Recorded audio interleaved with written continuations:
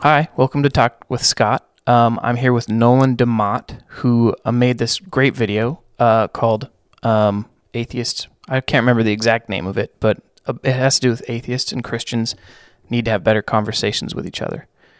And, we'll just have him on right now. Let's do this here. Hi, Nolan. How you doing? Hey, Scott, and don't worry, I don't remember the name of my own video. um, I do that with my own videos all the time. Like, what did I call that? Yeah, what was that called? Oh, yeah, pretty ridiculous. Anyhow, welcome. Yeah, so we were chatting just a little bit before the live stream, but I just wanted to ask you, what's your background in general, and how does religion play into that? Yeah, let's start with where you're from. Yeah, so I'm originally from Massachusetts, and my family and I grew up I grew up in a place called Newton, and it had a lot of very high Jewish population, but we were Christians within the context of the population. So I went to church, and I wasn't very religious myself from an early age. The main pusher into church was my mom. My dad, being a scientist from MIT, he was talking with me about concepts like the laws of physics, and it sort of led me into the scientific realm from a very early age, which had me naturally skeptical of religious ideas. I went to Sunday school, and I would be hearing these biblical stories that sounded completely far-fetched. I was like, I don't buy any of this happened. But as I developed, I became a pretty staunch atheist in my teenage years, and I got into watching Rationality Rules and Cosmic Skeptic, throwing out some names that you probably know. I have heard of those guys, yeah.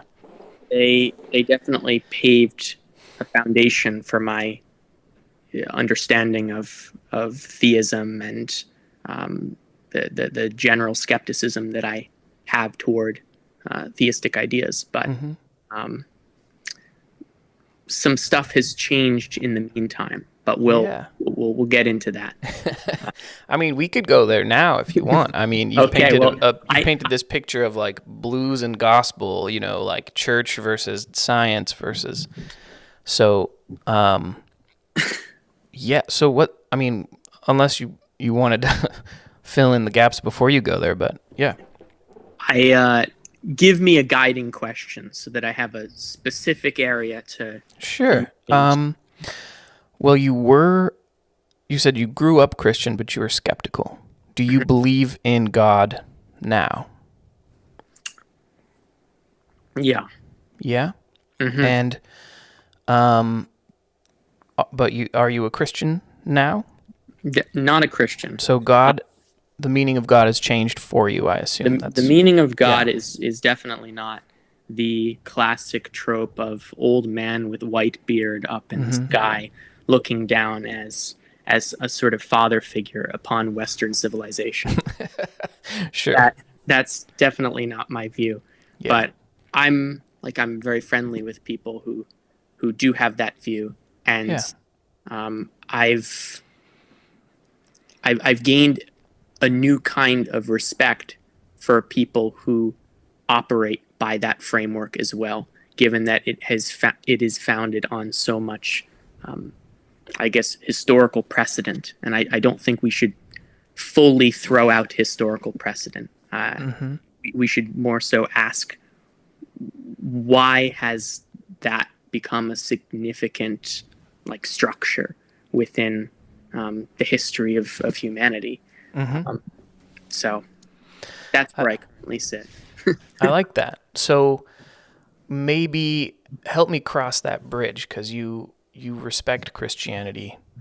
Is it Christianity specifically, or is it just the whole sort of religious sort of fabric, if you will? I respect Christianity as a a system that is trying to provide order to something, to the great mystery, the great chaos of the universe, which is vast and difficult to categorize in any sort of meaningful, significant way. And I think the fact that Christianity is so widespread and it has captured the minds of so many people demonstrates its power and its significance in the symbolism, especially. For sure. And I've had experiences myself when I considered myself fully atheistic, fully beyond the idea that there's some supernatural hand guiding us anywhere. I had these experiences that were unbelievably spiritual and unbelievably tied to the Christian symbology. I don't really have any way to rectify that besides saying that there's something significant within the symbolism embedded in my unconscious at this point. And that doesn't mean that it's universally true, universally applicable to all humans, or that it has to be the guiding force that is existent within all of us. But it does mean that there is something there that should be attended to. In other words, maybe don't throw the baby out with the bathwater. Yeah, absolutely. Yeah. So, you have all this respect for Christianity, but you're not a Christian. What's going on there? I guess it's my general openness to many different perspectives, many different ways of being, and the belief that if many different cultures across many different time periods have been having these really significant spiritual experiences, but they have involved different deities, different expressions of this creative essence that we're all trying to tap into, that it must not be the unique sanctity of the Christian God or the unique sanctity of Buddhism or Hinduism, the Greek pantheon of gods. Like I think that the fact that there are so many different interpretations implies that we're not capable of fully encapsulating it as human beings. I mean, I would say I agree with you there, but maybe from the other side. Okay. I've been talking a lot. No, I just mean in the sense that I see that there's some value in Christianity and that it really does transform people's lives, but that so do other religions that I would have said are false religions when I was a Christian. Yep. And that was a factor that made me question the literal truth of Christianity, because I grew up, I don't know what denomination of Christianity you grew up with, but I grew up very fundamentalist. Did you grow up with biblical inerrantness, for example, or inerrancy? I was part of a congregational church, so it's very tepid Christianity. It sort of builds on the idea that community is important, and we're all getting here together on a Sunday, and we're not telling different groups of people that their way of being is wrong or sinful, but we're just trying to sort of all join in this ritual. Yeah. But it sounds like your experience was quite different. Well, I mean, I would say my experience, it started off that way. I probably from age 0 to 10 attended a Baptist church, which in the Pacific Northwest really means like a non-denominational church. And it was very, I would have said like worldly, at the time. which probably is in line with what you're talking about. Like, let's get together, have a good time, have a pizza night, and focus on good things. And then my parents started getting into this guy named Bill Gothard, who runs the Institute in Basic Life Principles, which is extremely fundamentalist.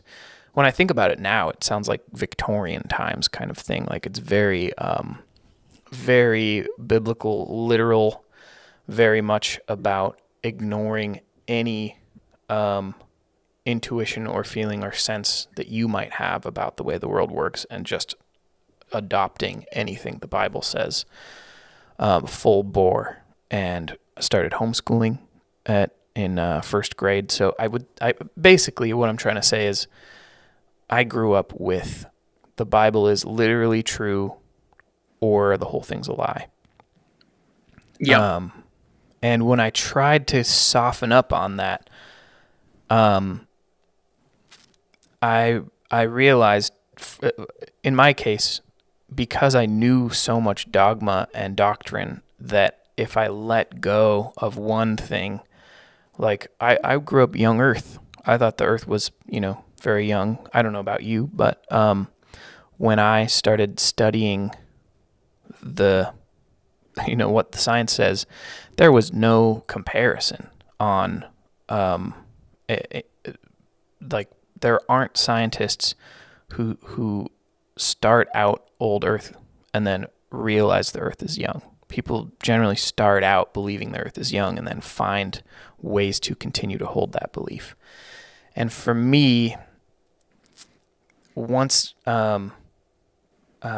once I started questioning those things and taking them seriously, and I really thought the truth has nothing to fear from investigation, I just realized that it was too much cognitive dissonance for me to hold the Bible to be literally true and like live in the world. Like it just didn't make sense to me. So at a certain point I had to just either deny my own experience every day or accept that like maybe the Bible's not totally true. And I wouldn't say I even chose between those two things. I would say I just kind of realized one day that like it didn't make sense to me anymore. And I tried to hold on to God, just the existence of God, and that sort of stopped making sense to me is how I would put it. I wouldn't say I chose, it would just, yeah. And I mean, that's why I say I'm an agnostic, because I'm very much open to believing in God, but I don't know how to get there, and I certainly don't know how to get there in like a nuanced way, which it sounds like is where you're at. It's a more nuanced kind of thing. Is that right? I hope so, but I could be just delusional as the rest of us. Would you say that you would describe yourself as sort of an agnostic theist in the sense that you're very much open to it not being the case, or do you have some experience that leads you to kind of concrete assurance? Well, so I definitely describe myself as an agnostic. Okay. Which is sort of a boring label. I agree. It's like, yeah, what are you saying? You're not. I'm not sure. Yeah, no shit. You're not sure. Can we swear here?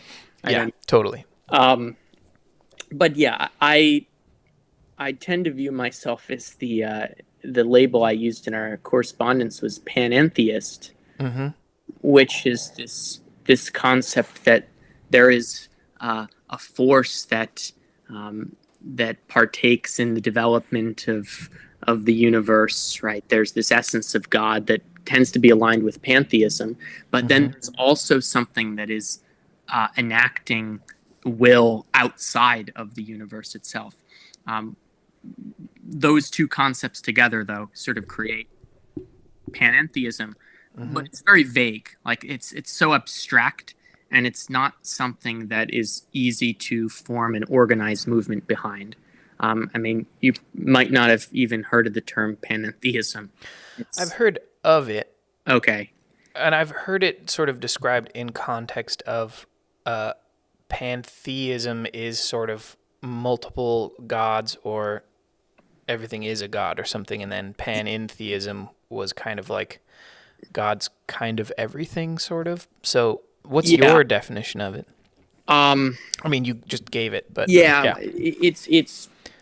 it's more that um, there is everything that comprises the universe, the systems that be, Yeah. gravity, Mm-hmm. evolution, all of that. There is some kind of guiding force Yeah. that can be categorized in many different ways, but it's much simpler to just say it is God. And I think that's how it's historically been represented by many great scientists. You'll sometimes see people showing up in the comments talking about how, like, oh, Einstein was a religious person, like he believed in God. And it's like, well, he was using God more as a way of encapsulating the universal mechanics, the dynamics, which isn't really adhering to any particular theism.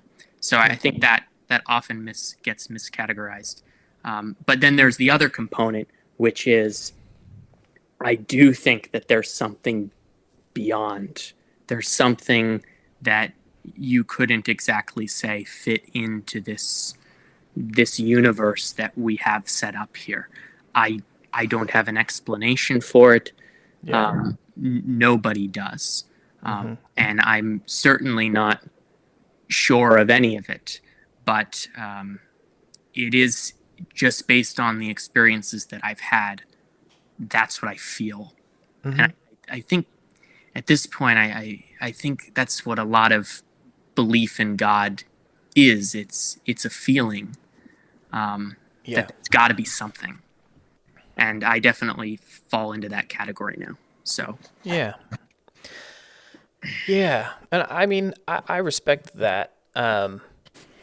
I was going to ask you if that's something that you reason toward, or if you kind of feel it first and then kind of try to make sense of that feeling. But it sounds like it's a feeling that you're trying to make sense of, right? it's a feeling that I'm trying to make sense of, and a series of sensory experiences that I have no other way to make sense of. Like there's a point where, as an atheist, you say, well, would I be open to pondering the existence of God? Yes. Show me the evidence, right? Show me some kind of anything proof. Anything. Give me anything that can be latched onto that would guide me to the possibility that God, the presence of God, could play a part in this whole thing. And then you have that experience, and it's like, whoa. Yeah. That's crazy.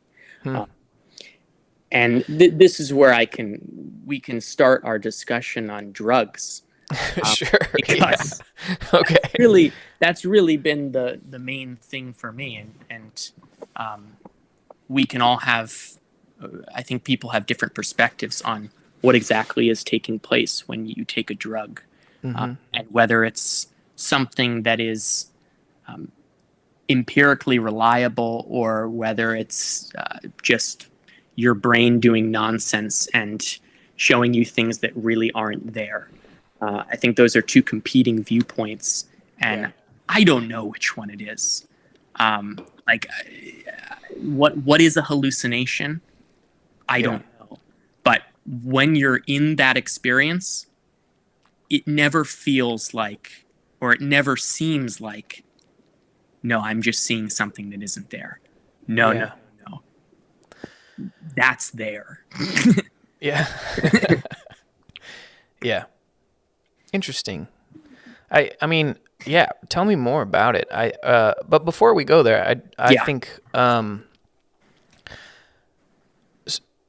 part of what makes me question my own sense experience sometimes is have you ever used like Adobe Photoshop or Illustrator, any of those softwares? Yeah. They have a mode where you can sort of set a grid and things will just snap to that grid. So instead of being able to scoot a box over kind of like in tiny, tiny Yeah. increments, it's in increments of like a quarter inch Right. or a And whole just, inch. yeah. And I think when I think about like being a musician, I know that I can hear a set of sounds that are random sounds in the world, and my brain will snap that to a grid of like, oh, those are major thirds. And someone else listening might just hear it as like bird sounds, and someone else listening might not even hear it at all. And I think that's sort of a mechanism that makes me question my own experiences sometimes, because I know that I'm capable of snapping something to a grid so easily. I have the same experience when I'm teaching people how to like learn a song by ear, which ear training takes a lot of practice. And part of why it takes so much practice is because when you hear some music, you might play along to try to figure out what they're doing. And instead of saying, am I being accurate? You're asking yourself, am I sounding good? And sometimes that sounding good can feel like you're playing the correct thing, when it's like, actually, you're not duplicating that music. You're playing something nice with it. And I think, do you see where I'm going with all these sort of related descriptions? It makes it hard for me to trust my experience. Yeah. No, it seems like you have a personal way of categorizing truth. And Yeah. so when you experience something that to you is perceived as truth, you're skeptical whether that experience can be overlaid on everyone else's, in a sense. Kind of, yeah. Is that getting to the point? Yeah. And I think, you know, I mean, I'm saying that also from the perspective of, if I experienced what you have experienced, I may come to the exact same conclusion you have. But I don't know. You know what I mean? Yeah, yeah. Yeah. Could you be? Are these things you can be specific about? You mentioned drugs, but we haven't talked about them yet. Yeah. Well, there are different experiences associated with different drugs, obviously. Yeah. And the first time that I started having these spiritual experiences was on edible THC, and it was as if I had access to these binary realms, the realm of paradise and heaven, and the realm of the darkness, the realm of hell, where certain objects in my external periphery would just turn into the worst imaginable kind of thing. And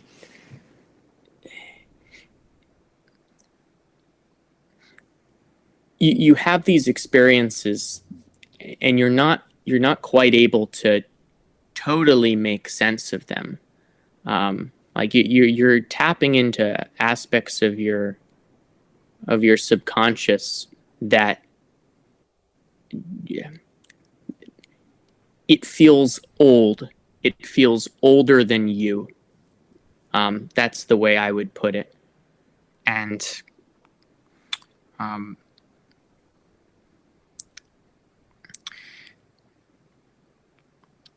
as I experimented further, I started realizing how many potentialities of experience there truly were. Right, the mundane objects that we look at on a day-to-day basis, right? Just like looking at a chair, or looking at a fan, or looking at a lamp. I started to realize that within different conditions, neurological conditions, that thing is no longer there, or it has transformed it to some sort of completely different representation of the object. And I think the way that this got explained, that I really resonate with, is that taking a hallucinogenic drug, taking something like psilocybin, inhibits the impact of memory on perception. It's like when you're looking at something, you're not necessarily observing the object, you're observing the memory of that object from being seen over and over and over again. And that takes place both on the individual level, as like I'm a human who's done that, and on the collective level, as there have been societies of humans that have perceived these things in the same way over and over. And that creates this established experience that's hard to break out of. But that doesn't mean that it's completely stable, right? It can change, it can evolve over time. That was the experience that I started getting in touch with. And what have I concluded from that? It's not that I've concluded that any singular way of representing objects or categorizing truth is absolute or more true, but that the adaptation of doing so is necessary. The change, adapting as we go kind of thing. Yes. We have to be able to commonly share these symbols and objects as unified concepts. I see. So this experience, this is kind of going back to your reverence for Christian symbolism and perhaps the symbolism of other religions as well, pointing to a truth that maybe this religion is even a symbol of that truth in a way. Is that kind of... Perhaps. Yeah. You're making me think of Heidegger. Have you ever read... Don't read Heidegger. Just watch a lecture about Heidegger. He's impossible to read. A lot of these people I've been starting to read. Derrida. Okay. I haven't yet. I haven't touched Heidegger at all. But there's just too many things to read out there. But Heidegger talks about this idea of Dasein, which is like when you pick up a glass or when you grab a hammer, there's so much history connected to you just grabbing a hammer that like you're grabbing a whole concept that's connected to the history of the whole universe when you just like pick up a tool or recognize that something's a chair. And it's like, it's pretty wild. And it's,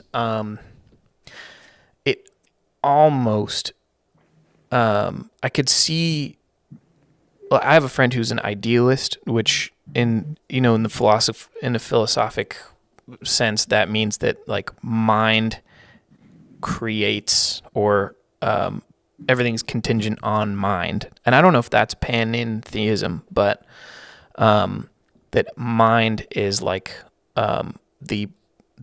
or consciousness, you might say, is like the thing that everything comes out of. Yeah. And when you think about a concept like Dasein, I could see what you mean. I don't go all the way there with you, but I see what you mean. And I think actually there's a good parallel here too, because I feel like if we're both kind of on different sides of agnosticism, I feel like you're saying it's so amazing, there has to be more to it. And I'm saying, dude, it's super amazing, but I don't know if there's more to it. It might just be that it's amazing, Would that sum things up if you had to do an elevator pitch? I don't want to put words in your the mouth. way of categorizing our different sides of this, I think, is fairly accurate, saying that I'm in the camp of there's all of this, it's unbelievable, it's beyond belief. I mean, it's just ridiculous when you encounter some of this. And therefore something's got to be behind it. And your perspective is like, I hear you, there's a lot of stuff going on. That doesn't mean that there is anything behind it. It just could be some sort of beautiful adaptation, a beautiful part of the human experience. And I'm not one of those reductionist types that says it's merely this thing going on in your brain. I don't like when people use the word merely. it really bothers me because like we are conscious beings, and who cares if serotonin is like what's going on in my brain? Serotonin doesn't describe the feeling that I'm experiencing, and to me that is the amazing part. And I agree that that's super amazing. I would never want to reduce that to just chemicals. So I feel like we've got that concept in common. Yeah. Yeah. I wanted to ask you. Sure. You sort of touched on being a part of the Bill Gothard cult, but I more so want to ask you about Calvinism, because that was your particular branch of Christian thought, right? Yeah. And I don't know a lot about Calvinism, but I know that there's a pretty strong belief in the concept of predetermination. Yeah. That your destiny has been devised by God in some way. And so along with that can easily come a feeling of nihilism, of Absolutely. anything that I do is not going to have any sort of impact. And so Yeah. as someone who adopted that framework for at least a period of time, how did you rectify that with yourself? And I guess the subsidiary question would be, did you believe that you had been chosen by God at a point? Well, yeah. So the sort of brief rundown of Calvinism, people call it 5 points, the tulip, which is, I don't even need to break down all the points for you. Basically, those points say that we are such pathetic, worthless worms that we're not even capable of choosing God even if we wanted to. That's a very Calvinist thing. Then the other Calvinist aspect is, but if God chooses you, there's literally nothing you can do about it. There's no conditions for it. Either you aren't slightly better than the other worms. It has nothing to do with that. And then if God chooses you, you can't reject it. Those are like the basic concepts of Calvinism, and it's sort of a way to, again, if you take the Bible extremely seriously, it's sort of a way to really not diminish the power of God. Because if God really is all powerful, then how could God not know what you're going to do? And how could God not be in control of that? And so, yeah, that did sort of create a sense. I mean, I've actually joked with people that Calvinism prepared me for the nihilism of atheism because I already felt like there wasn't much I could do to control my destiny. And I think I would say that I thought I was a nihilist because rationally that seemed to make sense. To be very specific, I would say there's two sort of kinds of nihilism. There's the nihilism that says there's no purpose and meaning inherent in the world. And in that sense, as an atheist, agnostic, I kind of have to agree with that. Otherwise, yeah, I mean, how could you have a purpose unless something made you for a purpose? So obviously, I'm in that camp. But what got me out of that was just recognizing that I care about stuff. I care about my own well-being. I care about my friends and family. I have things I'm passionate about and excited about, and I don't need inherent purpose and meaning. Well, meaning, I feel like things are meaningful to me. And so I don't care about meaning in the universe. I don't honestly know what that means. Yeah, in a way, I think if I can launch into sort of a tangential thing here, I think when you're raised fundamentalist, truth is a top-down authoritative thing. This is true because God. I don't even, you know what I mean? Yep. And I think part of the cognitive dissonance for me as I started getting older is that, there are other things that I learn are true through experience and through repeatedly the same thing keeps happening. Or math, which is 2 + 2 is 4 because that's what it means when you have two things next to two other things, that we call that 4. That's just true by definition. You don't need an authority to appeal to. That's just what happens, And so, I think I don't remember where I was going with that other than to just like talk about truth. And I think, how it ties back into nihilism is just like,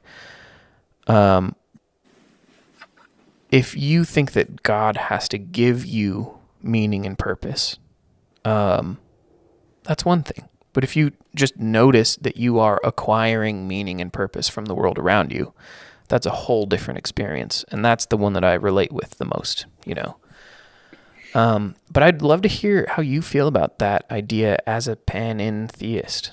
Like, does meaning and purpose come from, or, how do you relate on those two top-down, bottom-up kind of things? On the front of whether I think there's some inherent overarching purpose to humanity, I sort of oscillate. I think you can look at the very primal Darwinian purposes as just very like core aspects of what it's like to be a human at least. And it's like, okay, there seems to be this urge to survive, right? And there seems to be this urge to reproduce. It's like very, very primal base level functioning, but there's actually a function there. Mm-hmm.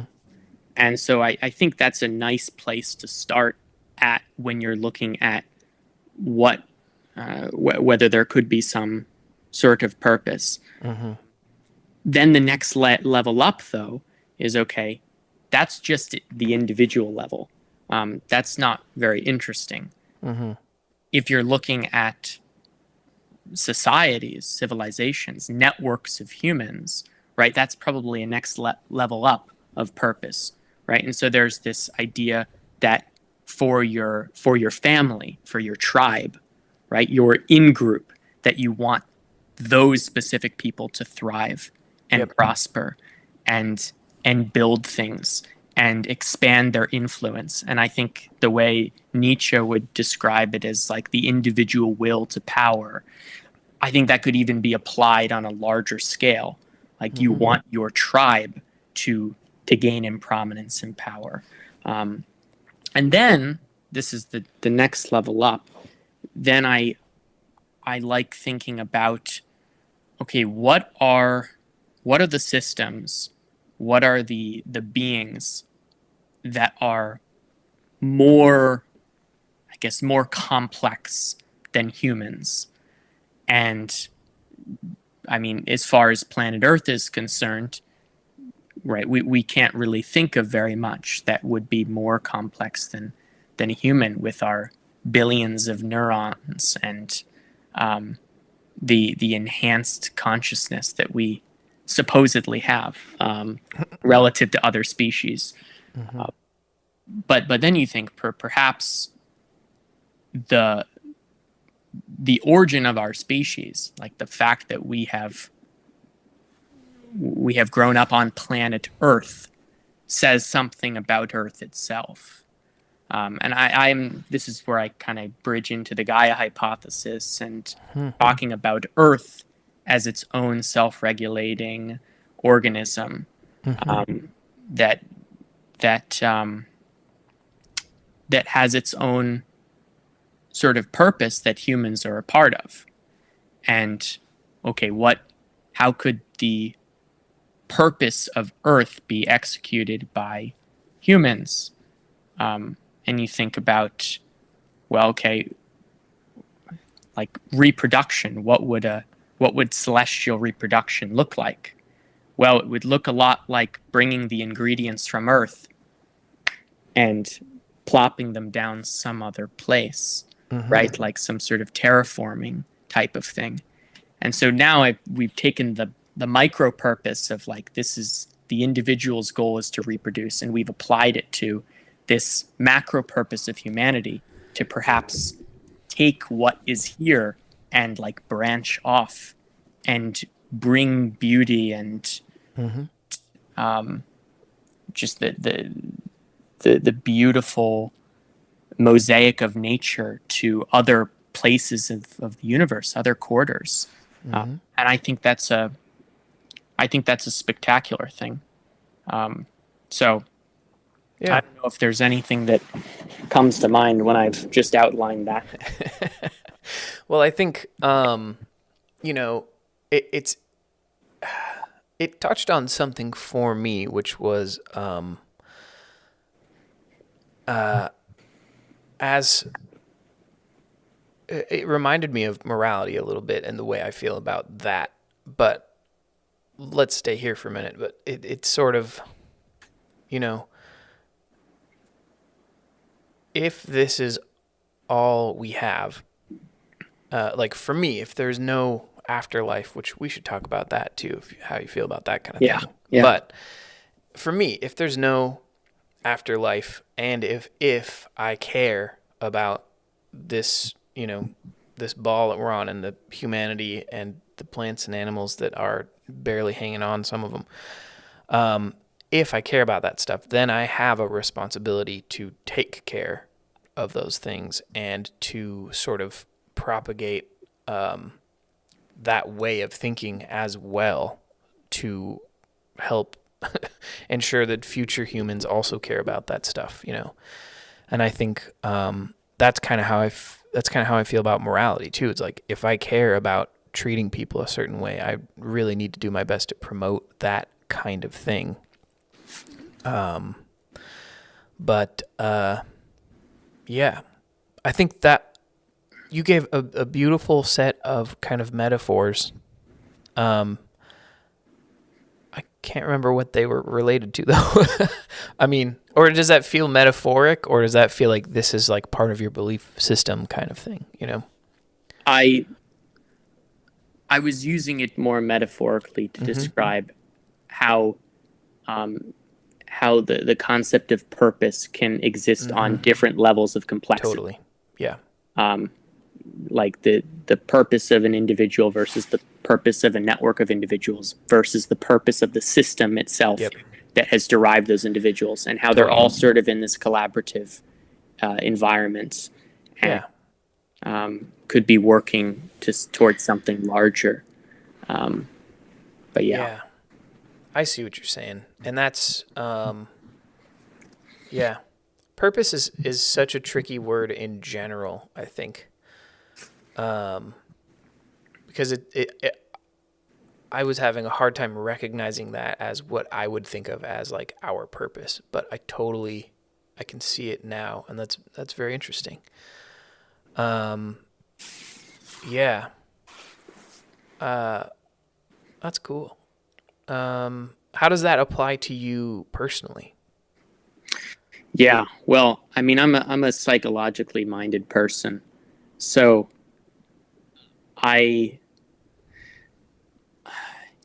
if we are going to move beyond, because I do think there's a point at which the resources of Earth it's no longer going to be able to hold us. I think that's what everyone is so terrified about. But that doesn't necessarily mean that it's the end. And it also doesn't mean necessarily that humanity is depraved for exploiting the resources that have been available to them. And I think this is it's a fairly controversial idea on the left now, because there's this sentiment that everything that we've been partaking in the history of mankind has been just parasitical, purely destructive. Yeah, parasitical, exactly. And if you put that in the context us being just one species on this planet, and Yeah. a fairly significant species, it is kind of dark to just think that that's our only thing. We're just exploiting, exploiting, and exploiting, and exploiting. There's this book by Shel Silverstein, I think that was the author, called The Giving Tree, and it's a symbolic representation of motherhood. And the mother gives, and it gives, and it gives, and it gives, until there's nothing left. And the only hope the mother can possibly have is that the resources will have been used to progress something greater. Like that's the quality of the offspring. And I'm not pessimistic enough to believe that the product of the earth would just have no success. There wouldn't be a good story to the end of this whole thing. Like I just think that's far too cynical. So this is why I put it in the context of us going and taking the nutrients here and the ingredients and bringing it to other places, because I think it is the natural progression of birth, of evolution, and but That's very interesting. I'm gonna get off topic. No, it's all good. It's all good. Yeah. No, I mean, that's what a beautiful, hopeful way to look at the world. You asked me about myself and my role in it. If we're going to have this vision, we're going to need, I think, a more psychologically informed perspective on what we're doing as humans. And I think that's where psychologists come in, where psychology is needed. People who are thinking about the mind and what we experience, and questioning what we experience, and trying to forge better relationships between people. Like I think it's a very important role in the 21st century. Although, look, everybody thinks their occupation, their field, is playing an important role in the 21st century. But that's sort of what invigorates me with my own purpose. And I guess I can. There's some other things that I can talk about, but it'll get way away from religion, so I don't want to quite go there yet. But. Yeah, let's keep staying on religion, or just supernatural in general. I had something I was gonna ask about what you were talking about. I lost it. Oh well. Yeah, I was gonna ask if you have sort of an afterlife kind of facet to your belief system. Would you call it a belief system, or just a thing you think? System, or a thing I think? I would put it more toward thing I think than belief system. It's just wrapped up in so many cobbled ideas. But here, let me ask it this way. I know a lot of sort of atheists don't like atheism being called like their belief system, because they're like, that's literally just how I feel about the question, do you believe in God? And I guess what I'm asking is, how much of the stuff you're saying directly relates to panentheism? Yeah, I wouldn't necessarily say that anything that I'm saying is directly related to it. I use the term, or I'm trying to use the term loosely, because it's categorizing things is difficult. But this is one of the reasons to circle back why I respect certain organized religions, because I don't think it's easy to bring together communities of people when everyone has their own individual experience and they're trying to like just communally operate. It's very tough. So the idea that my way of thinking could be expanded to like thousands, millions of people, I think is very foolish because it's so individual. And that's kind of the point.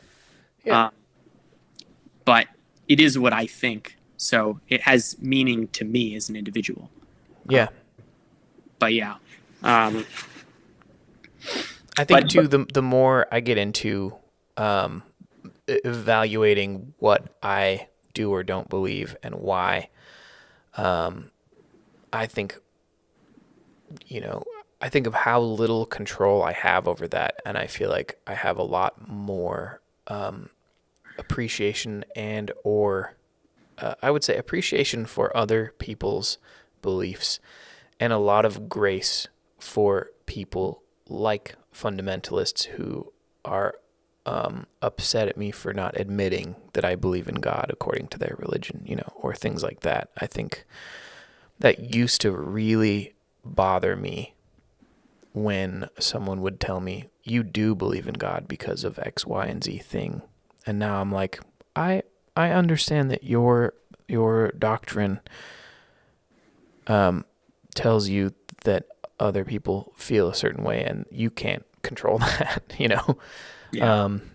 But anyhow, I forgot where we were going. Afterlife. Yeah, that's right.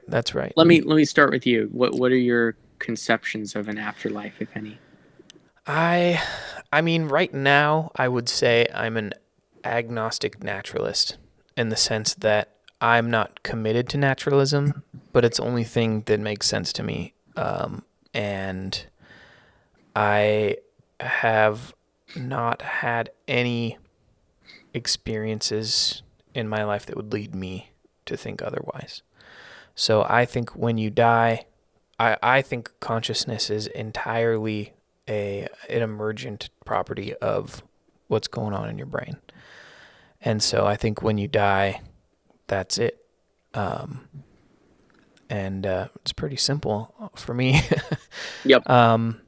I'm open to other things, but I feel like there are so many steps I would have to go through to get to an afterlife that's probably a pretty long way off for me in terms of like things that might, things I might believe before believing in an afterlife, if that makes sense. I mean, Yeah. I have to believe in supernatural anything first, and then I'd have to believe supernatural me. A lot of prerequisites. Yeah, exactly. Yeah. What about you? Yeah. When I was an atheist, I had the same viewpoint of it's going to be termination at the end, total termination.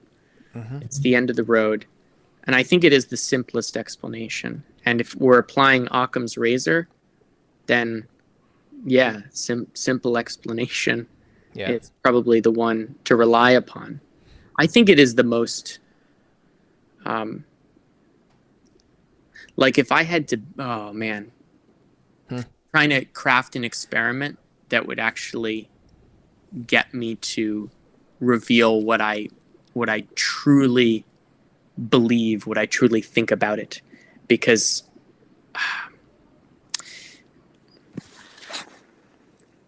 it's just. You mean like to test if you're in denial about it or something? Yeah. Okay, if I had to bet money on it, would I say that that there's no afterlife? And it's like at this point, if I had to bet money, I'd probably still go against the simple explanation. And I don't. This stuff isn't rational. It sort of speaks to the fact that it's not rational at all. Are you familiar with the idea that when you die, your brain releases DMT? I don't know specifically, but I've heard a lot of sort of natural explanations for why your life flashes before your eyes. Basically. Yeah. Yeah. So that would definitely provide an explanation for this general known concept of the life flashing before one's eyes. That it's this epic trip, this kind of experience of a dilation of time, where you're able to condense all of this information into a very small period, which is really a fascinating sort of distortion of the dimensions themselves. Looking at time as a dimension. But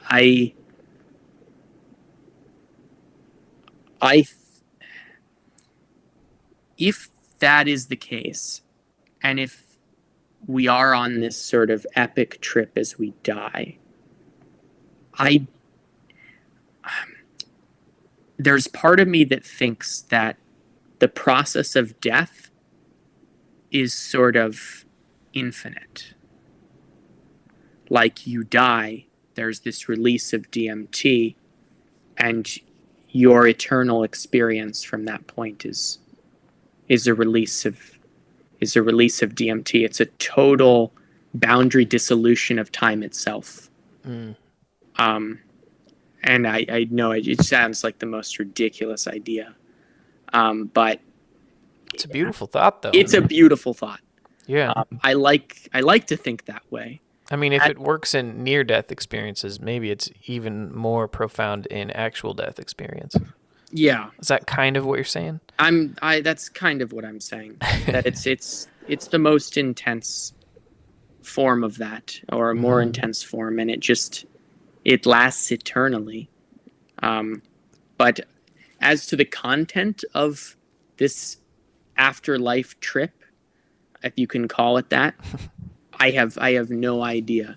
I've heard formulations of you end up having experiences that align with the way that you lived life. And so maybe that's where all of the theological thinking comes in. Like going to hell or going to heaven is a result of your conduct. And you have this very epic trip that falls into a certain framework. I mean, there are so many different categorizations of heavenly realms. And yeah, I don't.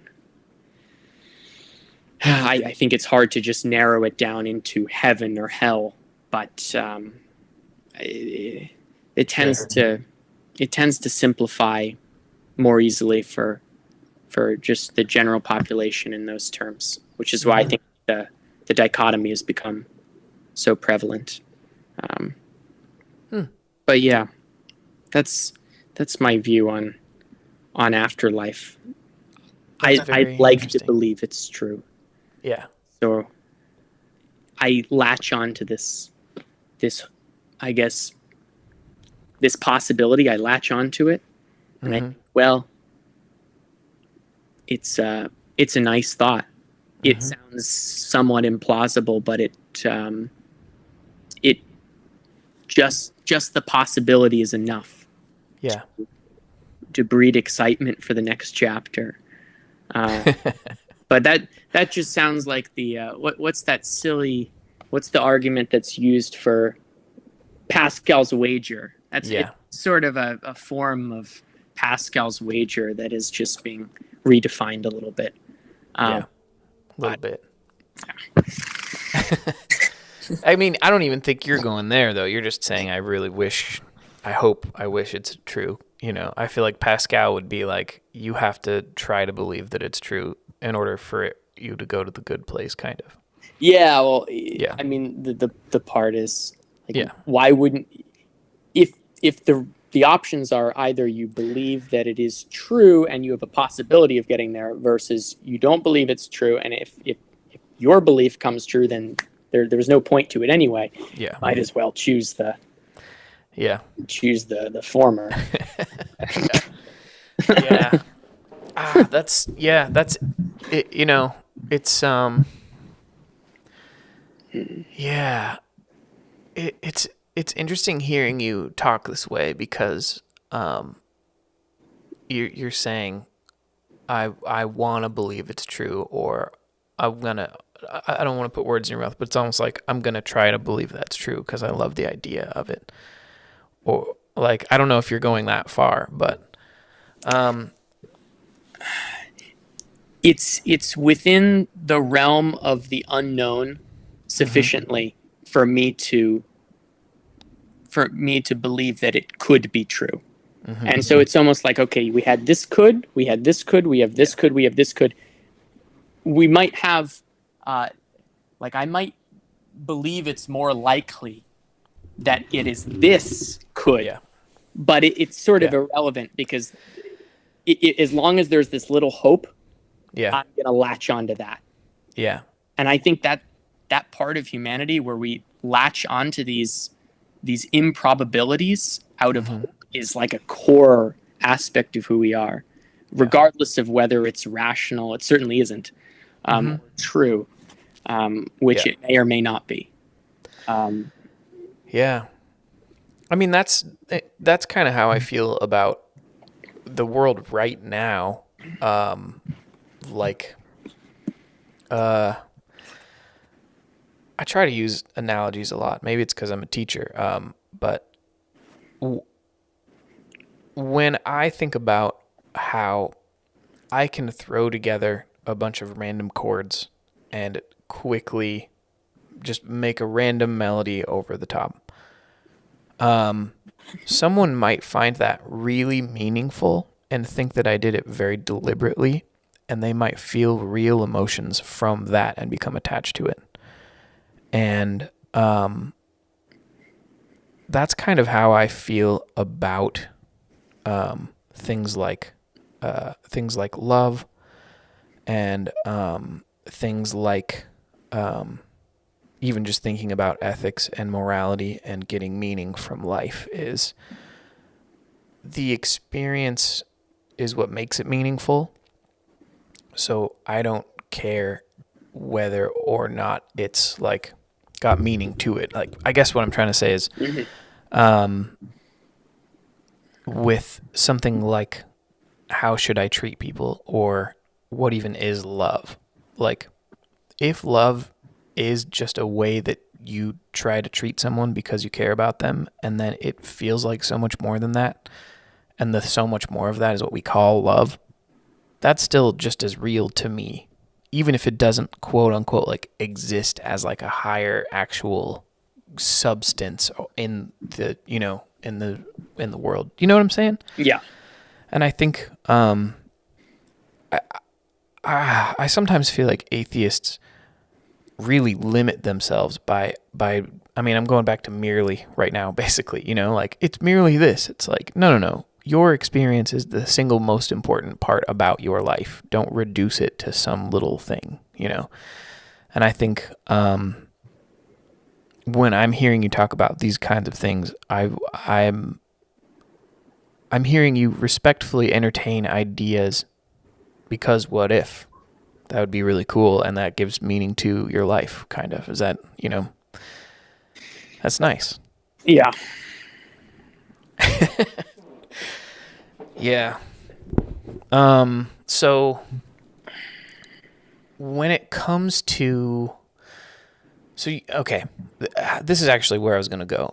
It's totally related to what I just said, and that is, it kind of goes back to idealism, but I think we may have to talk about Jordan Peterson because that's the arena where I think this kind of thing happens the most.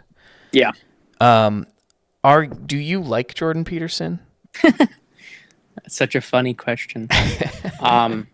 Jordan Peterson has had a profound impact on my development, my intellectual development. Yes. And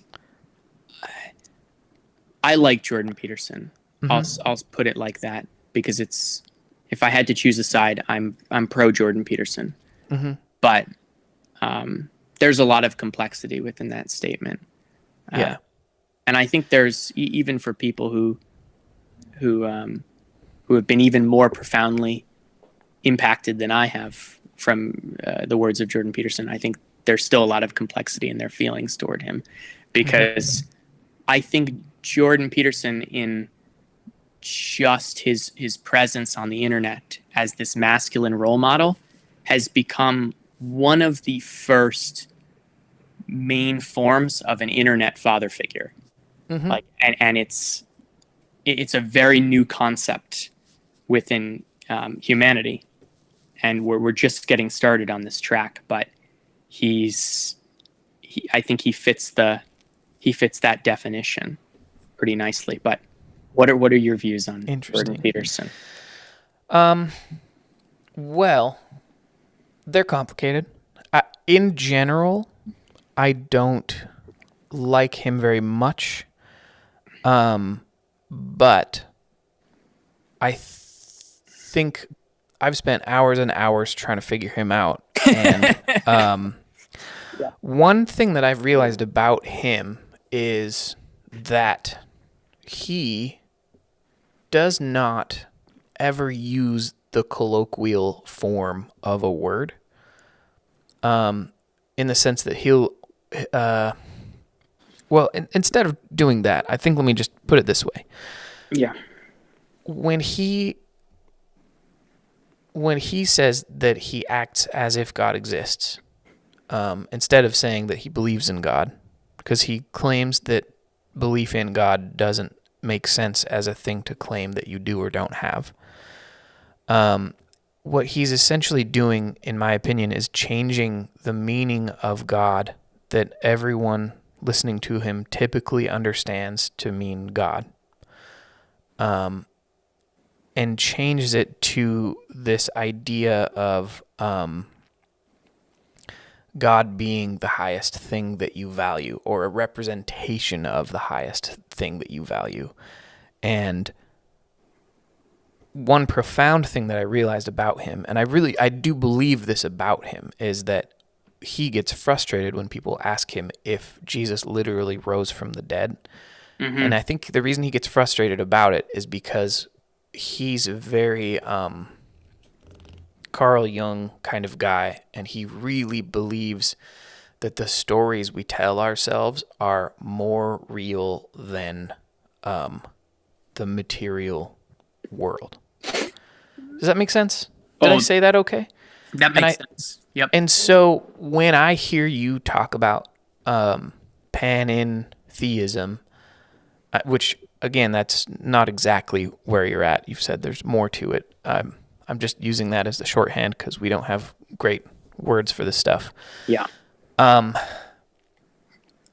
me put it this way. What makes me very different from Jordan Peterson is, again, I'm on that side of, I'm not going to use the word merely, but I am going to say, even if this is all that's happening in the physical universe, I derive meaning from it, and that's the part that I care about. And Jordan Peterson is saying the real world is the meaning you derive from things, and that's how we define reality. And are you also in that kind of camp? Or let's just have a conversation about that, because it's a heavy thing, you know? Yeah. I mean, in terms of the applicability of Jungian archetypes to how we experience things, I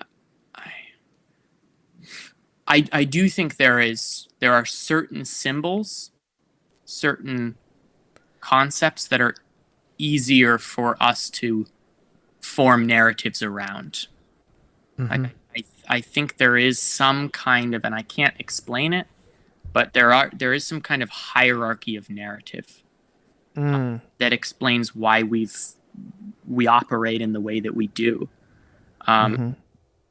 For example, the fact that the tree is as significant as it is in our species' collective unconscious, that's not a coincidence. Yeah. I mean, if you trace this back evolutionarily, I mean, our ancestors were tree dwellers. So, and this is something I've heard Peterson talk a bunch about. That concept of a tree, that's deep in there. That's Yeah. really in there. And it's the same thing with the concept of a snake. Mm-hmm. And so when I think about the snake being such an important part of Christianity, certainly, but also it has symbolic relevance in the East as well. Like the snake in the West is the temptress, Mm-hmm. that which sort of says you should do this, like try this. Mm-hmm. And in the West, we have a very negative way of viewing that. We don't like the concept of temptation. But in the East, it's interesting. In China, for example, the snake is seen as a figure of wisdom. And the line between evil figure of temptation, suggestion, versus figure of wisdom is very fine line. Yeah. And I find it quite interesting also that if you look at the yin yang symbol and separation between black and white, it's a curve. Yep. Right?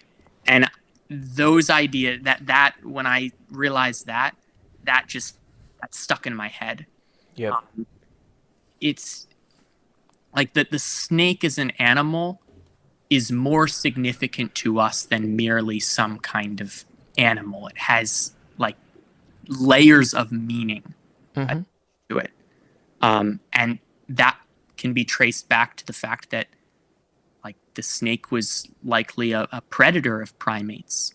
Mm-hmm. So it's like, and they could dwell both on the ground and in trees.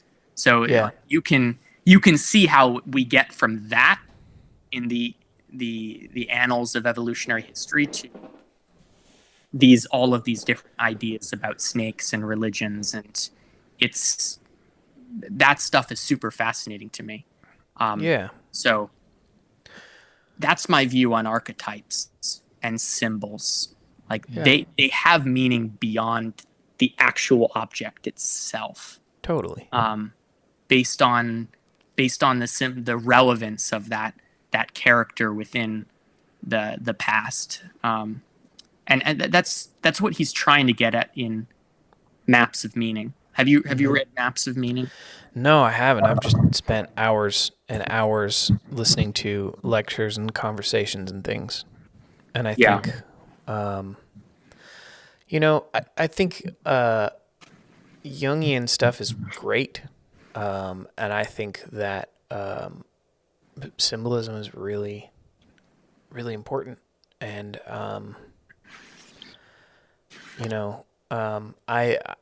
that stuff that Jordan Peterson talks about doesn't really bother me that much. I think he's on point usually, Okay. Let's try to narrow down all of the issues that you have. You sort of listed one being that he expands this reference to God to an abstraction where it no longer really means anything. And so there's a lack of specificity. What's another reason? What's another gripe that you have with Jordan Peterson?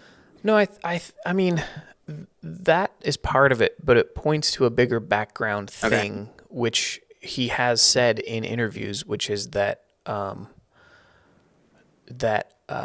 stories and archetypes are more real than reality. Yeah. And they're more true.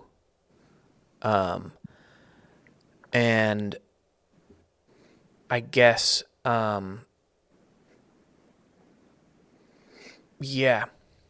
mainly I think,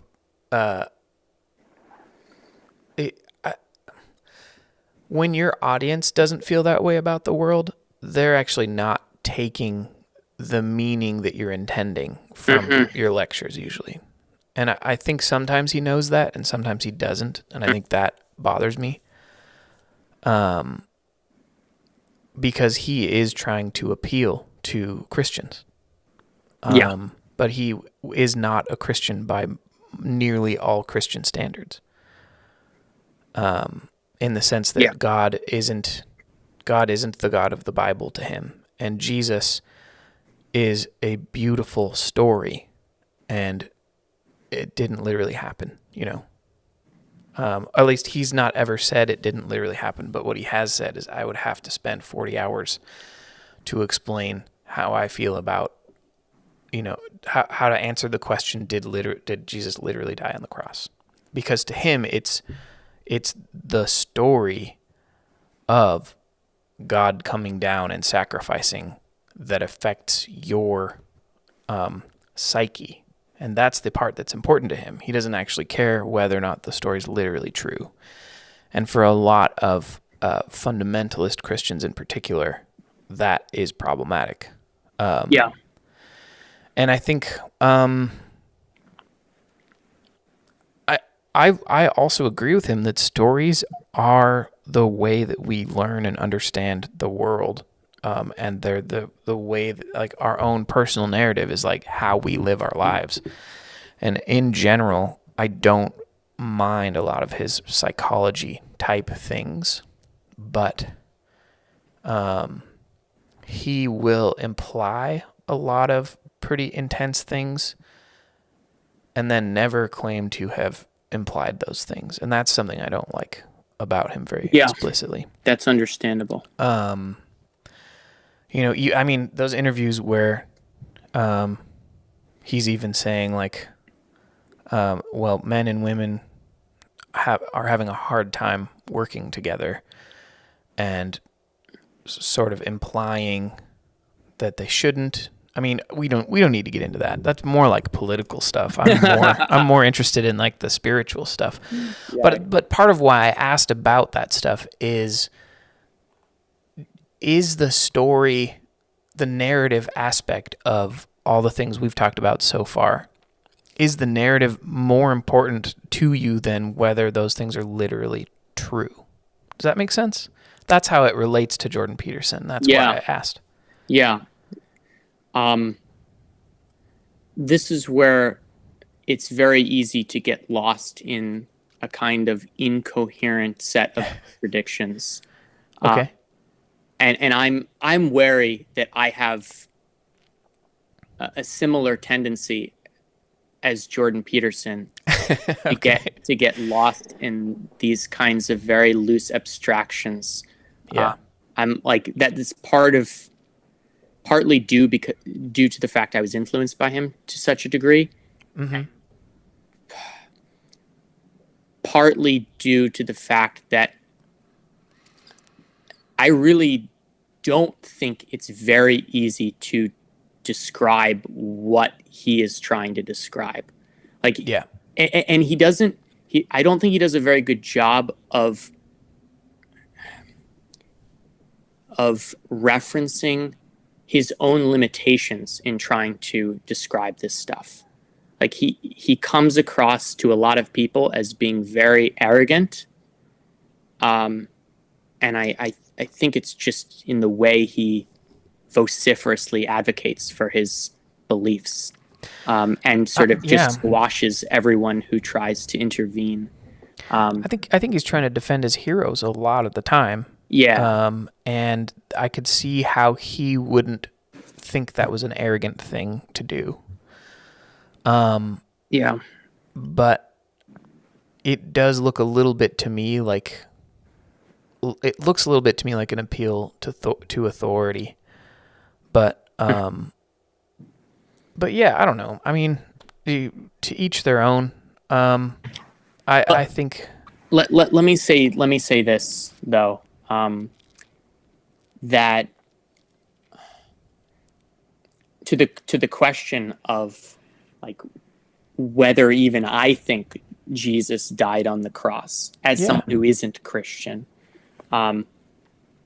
This is my statement. I think it both happened and didn't happen, which is a completely unsatisfying statement. Well, it's also, to me, it's an incoherent statement. It's incoherent. Yeah. I would even acknowledge that it's incoherent. Okay.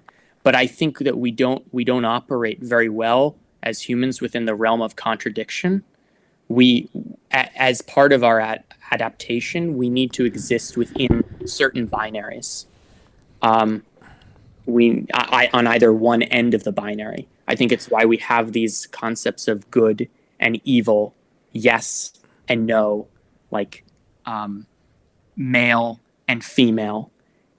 And well, we are starting to challenge some of these binaries today. And I referenced Derrida earlier.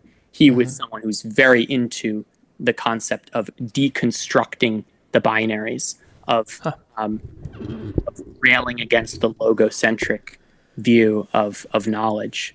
But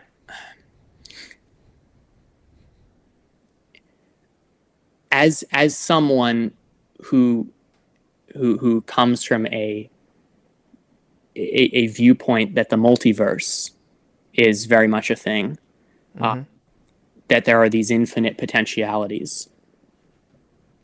Under that view, I think something can both have happened and may not have happened. And for a certain group of people, that means that this thing happened within their progression of history. And for other groups of people that might be converging at this moment right now, that thing didn't happen at all. And I know it just seems ridiculous, but I mean, even that makes more sense of it. Okay, that makes more sense. I mean, only in a hypothetical sense to me. Because if I were to say, in our reality, Jesus both did and didn't die on a cross, that doesn't make sense. But if you're saying there's another reality where that might have happened, that makes at least more theoretical sense to me. But there's a convert. It's like the biblical stories, and this can be applied to any sort of myth. That myth itself is a representation of something that happened in some other potentiality that we've lost contact with, and that is abstract to the extent where it's no longer within the realm of like physical possibility. Like it is left the realm of this could have happened within our current laws of physics. But I think that observing evidence itself, like the whole concept of empiricism, do you have traces of a reality that has taken place, is dependent on a sort of conviction or of it fitting inside the box of this is within the realm of possibilities. And I think the Bible tries to capture that with the "He who seeketh shall findeth." Like that phrase also lends itself to my thinking. Like, I think that if an entire collection of people think they're going to find something and they're committed to finding something, they will find that thing, and they will orient around that thing to a degree where it completely consumes their experience. I would agree that a group of people looking to find a thing will at least find something. But I'm not convinced that they are finding the thing they're actually seeking necessarily. Which is partly why I asked about the Jordan Peterson thing, because his view of truth is that those things they found are more true than what I would call reality. Do you know what I mean? Yeah. And I would say, let's say Jesus dying on a cross and resurrecting. It sounds like what you're saying is that the abstract concept of that is something that humans long for in some such primal, deep sense that it is true on that level, whether or not it actually happened, kind of. Yeah. Yeah. And we could even be acting out the narrative, which is something he likes to say, like that we're acting out these narratives, and so that just makes them true by default. That's I think where I disagree. That's where I disagree. I mean, I would say, we can learn from each other's experience, and we have empathy. So I can hear about something someone went through, And I can really imagine every step of how that must have felt. Not perfectly, obviously, not as if I was actually there, but I can get so close that I can learn the same thing from that experience without going through it. And it feels like it's that kind of thing, but with a story about someone you've never met, And I would say that's a very human thing, and it's beautiful that we have language, we have a desire to do that, we have empathy. And in that sense, I would agree with you that it's true. But one thing that I'm very wary of from my fundamentalist background is that there's I'm sure you're familiar with like equivocation fallacy, which is when you use a word to mean one thing in one setting and then you kind of change the meaning of the word as you go. So sort of like what you're describing with Peterson using God at times. Yes. So in other words, I think Jesus literally did not resurrect from the dead. And if we're talking about that literal actual story, I don't believe that happened. Yeah. But the truth of the concept of people feeling like they need to be redeemed, I still don't think the story is true for those people. But I think they have a longing for that kind of story to be true. And I would say that's true, that they might have a longing for it. But I don't think that means that Jesus literally died on the cross. You know what I'm saying? Yep. Oh, and I know what you're saying. And I think Jordan Peterson kind of equivocates where he'll say, I don't know if the story's true, but the story is true because these people believe it. But he's using true in a different sense. Yep. But he's sneaking it in, and I don't like that. And I try not to do that myself whenever I can, Do you think that it's possible that he hasn't even made up his own mind on whether he thinks that it's actually happened or not? I honestly don't think that matters to him because I think his sense of reality is so much... I would say it is idealist in the sense that how we feel about the world dictates how we see the world. And I think that I agree with him that we do that, but I wouldn't say that is what creates reality or makes it real. And I feel like that's what he's saying, is that the stories we tell ourselves creates reality. And I'll admit that I'm sort of a recovering hardcore materialist in the sense that, or hardcore naturalist, and I'm a much more open now. But I still I'm still very wary of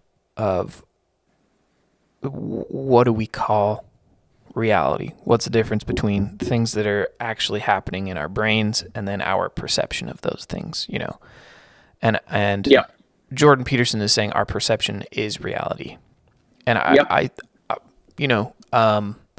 he's just going such an extreme with it that I think a lot of people who tend to agree that we create our reality in our brain, in our mind, however you want to say it, our perception is what creates our reality. I agree with that to an extent, but I don't think that makes things literally true. Does that make sense? It does make sense. So yeah. Would you say that you have a some kind of an attachment to a concept of a unified objective truth that can bind us together regardless of any of the dynamic mechanics of people's neurological states? I'm not sure what you mean, but I can try to describe what I think you said in my own terms. Yeah. Is there a reality that's purely based on natural mechanical stuff, regardless of human minds. Is that kind of what you're saying? Regardless of human minds. Yep, and it can literally apply to everything. Yeah. I think the way that I would put it is that, as simply as I can, is that there's our perception of what's happening, and then there's what's happening. And what's happening would be a purely physical concept. Do you think that we're actually experiencing at all what is actually happening? I think we are experiencing the wavelengths of light we can see, the vibrations we can feel, the smells we can smell, the tastes we can taste. And I think that one of the coolest things about sort of the scientific revolution of the past, I don't know, since the Enlightenment or something, or the Renaissance or whenever, is that we recognize that there are tools we can use to sense things that are outside our perception. And we recognize that there might be a lot more tools in the future to recognize things that are outside our perception. So the long answer to your question is, I think there's the real world where all kinds of things are going on that are purely physical, and some of those things we have access to and some of them we don't, with our own bodies. And then some of those things we have access to with tools that translate that information into a way we can kind of understand but never actually experience. For example, ultraviolet and infrared, any sounds that are above 20,000 hertz or below 20 hertz. Yep. That kind of thing. And so I'm not going to say that physical stuff is more real, but I would say that physical stuff is not dependent on our perception. And then we perceive it and translate it into our human understanding. And to be Jordan Peterson, in another sense, that is what we call reality. In the sense, you know what I mean? That's our experience of reality. But I don't think that our perception of reality has any effect on that physical stuff going on. Does that make sense? Yep. Does that answer your question? It answers my question. There are always additional questions. I have to turn on the light here, though. Oh, sure. Go for it. It's just gone into pitch darkness as the sun has set. It's all good. It would be funny to do like a time lapse of this video because my all my windows are up and it slowly got darker in here, and then you just became a darker and darker face. I did. Yeah. Also, if you try to stay in the middle of the that'd be awesome. There we go. Okay. Here we are. Perfect. Yeah. Do you differ from me in everything I just described?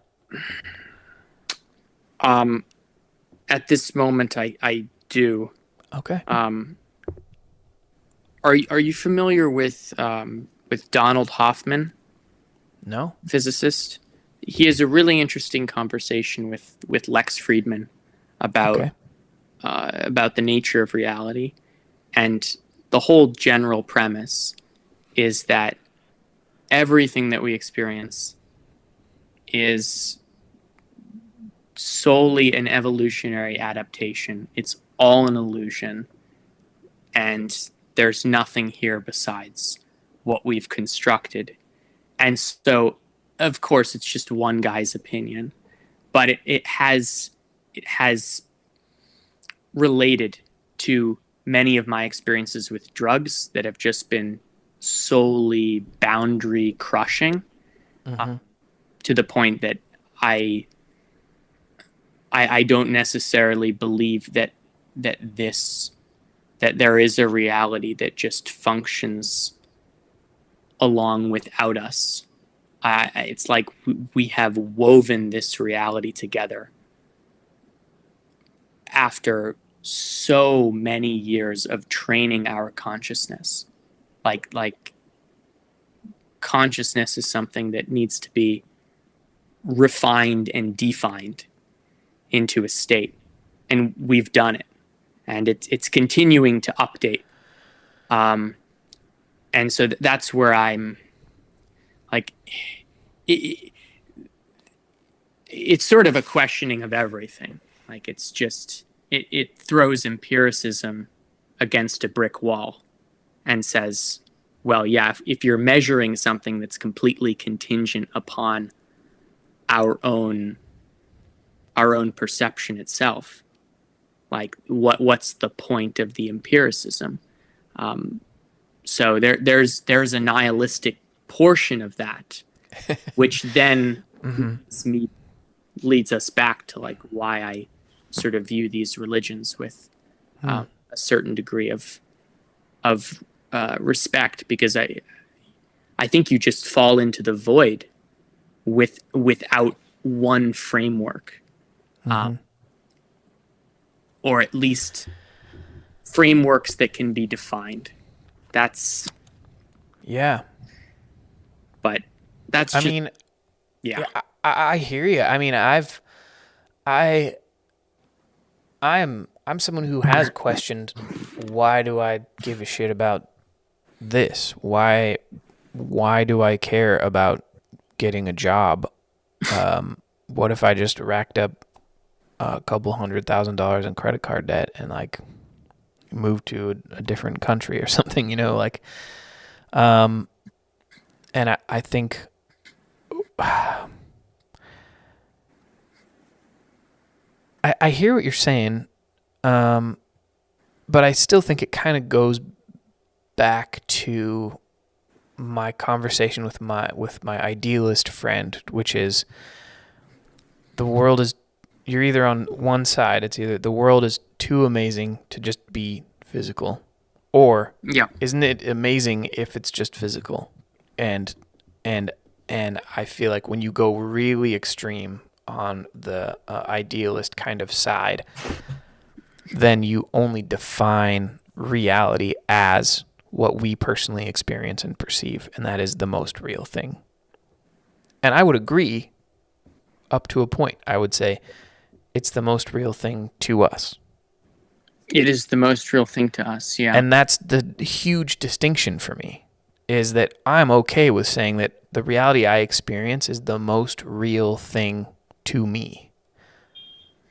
But that doesn't mean that if all humans on Earth poofed out of existence right now, that the moon would not be revolving around the Earth and the Earth wouldn't be revolving around the sun. There would be no beings there to use those words, but it wouldn't change anything that they're doing. You know what I mean? Yeah. And there are, I don't know if you agree with me. I actually don't know if you agree with me. I don't, this is going to sound weird, but I don't know if I agree with you either. You don't agree with me. Yeah. I'm not sure. I'm not sure. But it's, I'm incredulous of my own skepticism, but it's like, I really don't know. And that's the point that I'm at. I have very few strong convictions about the nature of reality. But there are things that how do I put it? That function well to act out, if that makes sense. Like it's a very complicated line. Yeah. I mean, that's how I feel about love. Yeah. You know, you were mentioning sort of referencing Peterson. I don't want to get into the political stuff, but one of the big topics that he talks about is the concept of gender. And I think that's a great example to highlight how we are experimenting with conventional boundaries. And like if we are going to be inventing these new categories of self representation, which is going to be a very long, let's say, complicated process. Like the pushback, the resistance that conservatives give to the idea that there's something beyond man and woman, something beyond male and female, it makes sense because those categories are the basis for our entire biological reality. In a sense, like how have species evolved? How have they passed on their genes? Animal species, primate species, like yeah, you can go into other areas of life, and yeah, there's asexual reproduction and all sorts of other things. But just all sorts, yeah. in terms of like primates, right?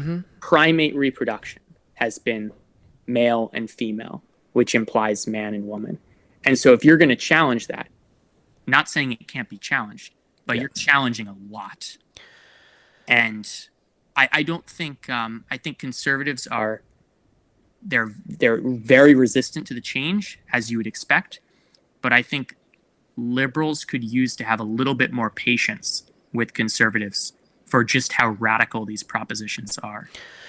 Oh man, I think political polarization is worse than atheist Christian polarization. It's yeah. I mean, I understand the patience aspect, and I also understand the urgency aspect. Yeah. I think part of the reason I wanted to have this channel be about religion is that it's a little. First of all, if someone's already interested in talking about religion, then they're probably interested in explaining how they got to where they came from and sort of the philosophy behind it.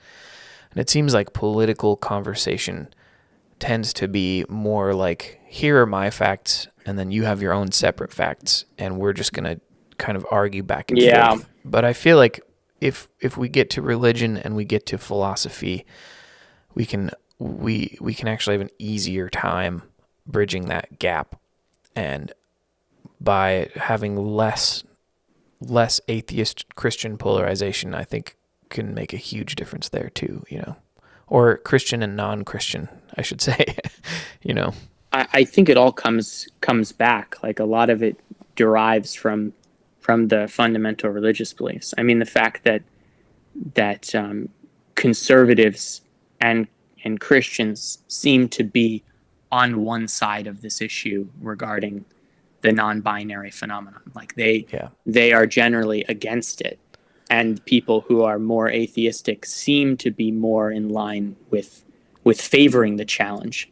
And I mean, I part of it is I think that Christianity upholds those masculine and feminine ideals, and it's like what's being challenged with gender here is merely an expression of yet another challenge to the Christian power structure altogether.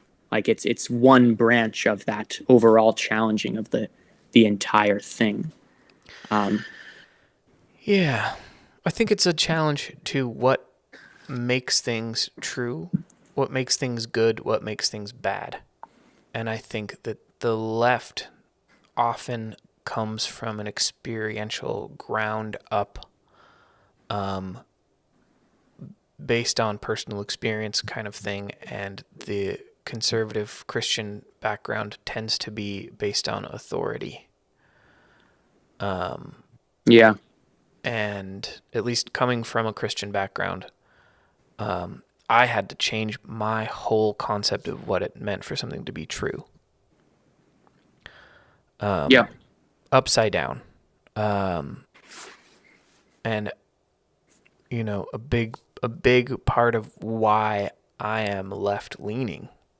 I don't know if I'm extreme. I'm just left leaning. Part of why I'm left leaning is because the left tends to build up a case for something, and conservatism tends to rely on a set of beliefs that they've already brought with them, and use that as the sort of source of reason. So does it line up with this? No, then it's bad.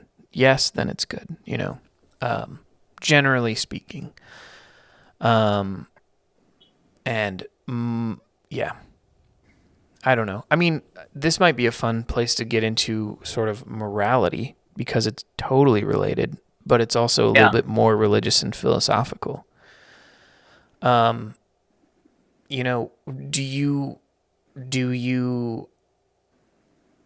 said that you respect Christianity, but we haven't really talked about what you respect about it. Do you feel like that's where some of your moral sense comes from? Or do you feel like moral is an intuition? Or do you feel like morality is subjective? Or, where are you at with morality?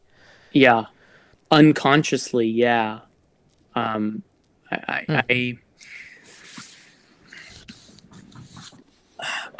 thought a lot about why I feel personally that killing is so wrong, like killing another human, that is. Yeah. Right. And this is something that it feels wrong to most people, unless you have some weird personality predilection, some sort of sadist thing. Or psychopathy or sociopathy. Being high in psychopathy, exactly. Dark cry and stuff. Yep. You feel like this is not savory behavior. Yeah. And if you're looking at it from an evolutionary perspective of having a feeling of species superiority, it makes sense that you wouldn't want to harm your own in a sense, but the intense feeling of wrong that takes place, that feeling something was done here that was morally reprehensible, that is very unique to this species, or at least it is more potently felt by this species. I don't know.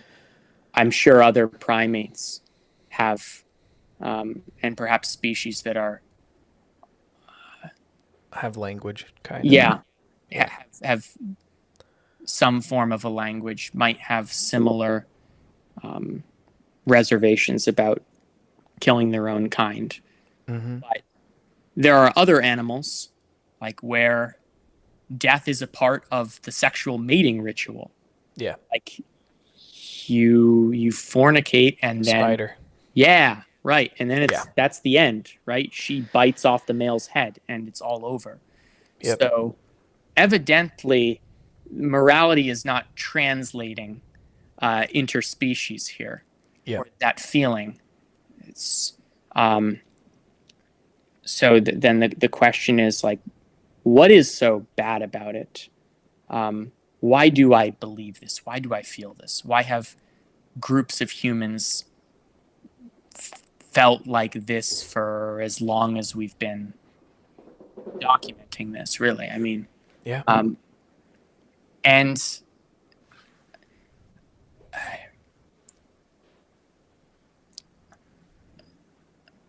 I have absolutely no idea.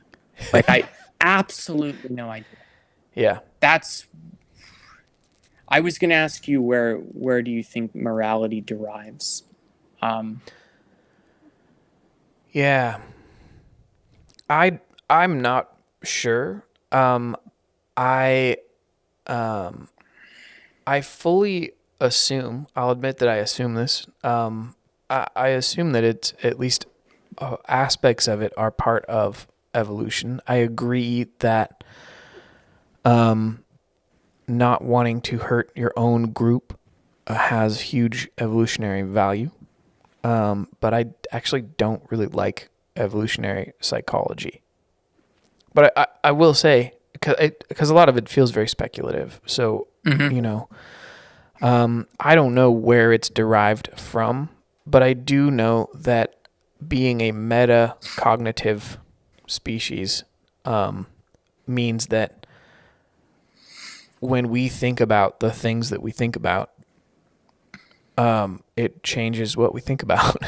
Like that's an unavoidable thing. And I think other species that don't have the level of metacognitive capability that we have, may not ever even think about morality. I mean, I know my dog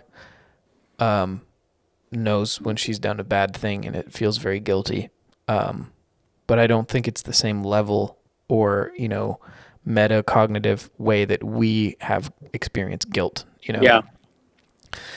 But yeah, I mean, even the Old Testament is not really about right and wrong. It's about God treating one tribe like they're very, very special. I mean, God's chosen people. God did not chose other people, just these chosen people, And a lot of the morality in the Old Testament is meant to apply to that group and not really necessarily to people outside the group, which I think is really interesting. I'm pretty tired of having like slavery debates with people, but one thing that's really certain about the Old Testament is that Hebrews were not supposed to enslave other Hebrews in the same way that they enslave people outside their group, And Yeah. I mean, that's one of our oldest texts on morality that we have. And it sure seems like the morality applies to the group and not to the whole world, And so, yeah, I mean, yeah, go ahead. It makes sense that it would apply just to the group as well, considering like you can try to expand the in-group as large as possible, but at a certain point, like you're going to have to exploit something for your own need. Like, I don't know what your viewpoint is on like vegetarianism. Yeah. But like if you're going to use animal meat, right, you're going to be taking advantage of those conscious creatures. So the morality does not extend to them. And if you start to get into the concept of even plants having consciousness, right? Because like vegetarians and vegans might like to consider themselves holier than thou at certain points. My soon-to-be wife positions herself like this, but if plants have a degree of consciousness and conscious experience, they're not entirely off the hook. Yeah. In a way either. And yeah, I mean, then look, I think that morality can only be extended to wherever you cut off that line of between the in-group and the out-group. Yeah. And there has to be a cut somewhere. I mean, but then what do you think about that? The idea that there has to be a cut somewhere. Well, I think that different people mean different things when they say consciousness. So, I think specifically about metacognitive beings that can feel pain. And when I'm talking about consciousness, generally speaking, that's really more specifically what I'm referring to is beings who can feel pain and go, ow, or beings that can go, I don't like that, And so even if plants have some kind of consciousness, they don't seem to have pain receptors, and they don't seem to have like a brain stem that, at least if you think that consciousness relies on brains, I'm not Yeah. I'm not sure where you stand on that actually, but I think I'm okay with humans being the in group. And I think veganism is interesting, but I don't know if this is addressing exactly what you were asking about, but most of the problem that vegans have is that you are causing pain and that you are promoting a pretty gross meat factory. But if we had small farms like we used to, I wonder if vegans would be upset about that. Yeah, it's the treatment of the animals more so than just the termination itself. Yeah. Yeah. I mean, up in the Pacific Northwest, there are lots of little farms, and there are restaurants that are like, here's where our chickens came from, and here's, here's this and that. And I think that's pretty ethical. I don't think that's evil or bad. Yeah. But yeah, I mean, morality in general, I think, I mostly just think about Christians saying, why is anything wrong if you don't believe in God? And those are the kinds of questions I'm used to pondering, or like, what do we do about those sociopaths or psychopaths? And to be honest, I don't see how Christianity really solves the problem of the sociopath. Other than you get to tell them they're going to hell or something. I don't know if they care about that necessarily. If they don't believe it's true, Something I do find funny about Christianity is that if your presumption is that they're going to hell, why do you need the death penalty? Like, isn't the penalty of them going through that anguish for the rest of time punishment enough? Like, why would you, if people are going to be going to hell, actually, why do you need prisons? Like, if the right people are getting eternal, like, I think what's interesting about that, the extension of that idea, is it sort of espouses a type of anarchy. Yeah. Because, like, if good things happen to good people in the long term and bad things happen to bad people, just let the system flow. Sure. And it'll resolve itself. If that makes sense. It does. Or you could say keep the bad people in prison and keep them alive for as long as humanly possible in case they might change their mind about how they feel about God or something. Right, yeah. I don't know.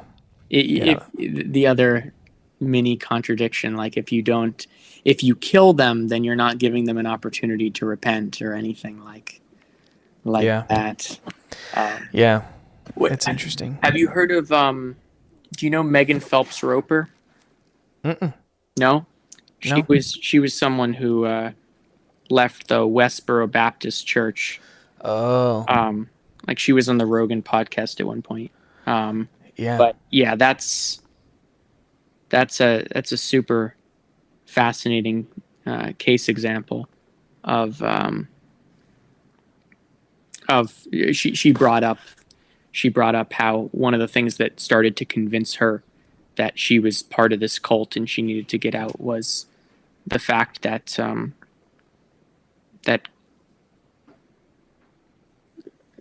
that people who were put on death row wouldn't have the opportunity to change their minds. Yeah. Wow. Interesting. Yeah. Yeah.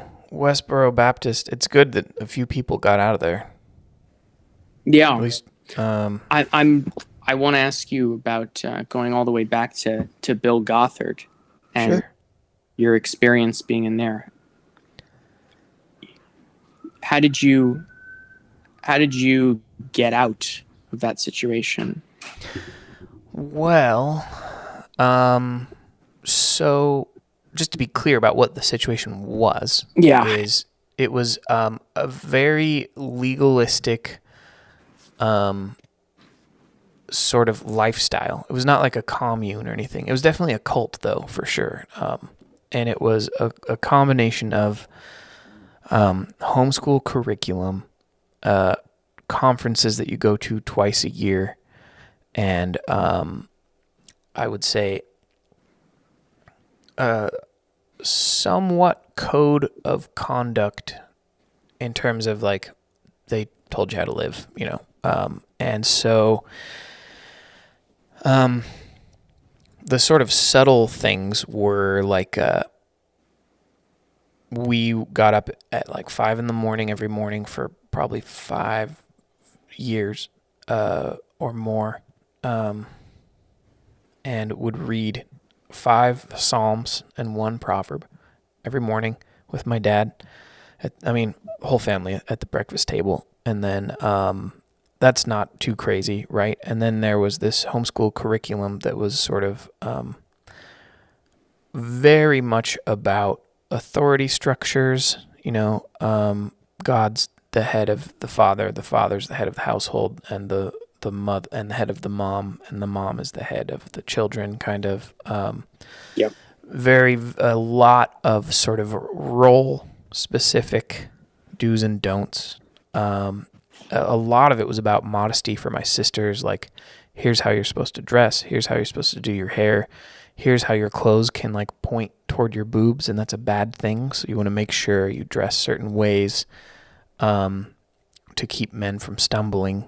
And then for young men, it was a lot of specifics that I don't really remember, but it was very patriarchal, and I was sort of primed to be very patriarchal. There was actually they had a whole like almost like Boy Scout military outfit kind of thing in the Upper Peninsula on like a massive, I want to say like 10 mile by 10 mile plot of land or something. And my dad and I like drove out there and camped out for a week and did some like tent revival type things. But I don't really know how to describe it other than it just kind of became our lifestyle. And I was a young boy, so I'm trying to think of a way to say how big an effect it had on me. It made me feel like our family was right about Christianity, and that pretty much every other Christian I met was wrong. And so where like you have like Christian kids that go to like public school, I feel like I was like the Christian kid going to public school, except I was the very sheltered, isolated, homeschooled kid going to church with like normal Christians, kind of, and like, yeah. And that basically, I think my sisters mainly were like, we hate ourselves because of this, and that can't be a good thing. And I think that sort of helped my parents be like, maybe this isn't the best. And yeah, because it was really sexist. I don't know. I mean, it's weird because a lot of those ideals stuck around when our family got out, and fortunately it wasn't like Jehovah's Witness or anything where it's really hard to get out. It was just kind of like my parents stopped sort of subscribing. And in a way that was weirder because I don't think they had like a big change of heart. They were just kind of like, this isn't the exact version of fundamentalism we want, There wasn't like a segmentation or delineation of like the exit.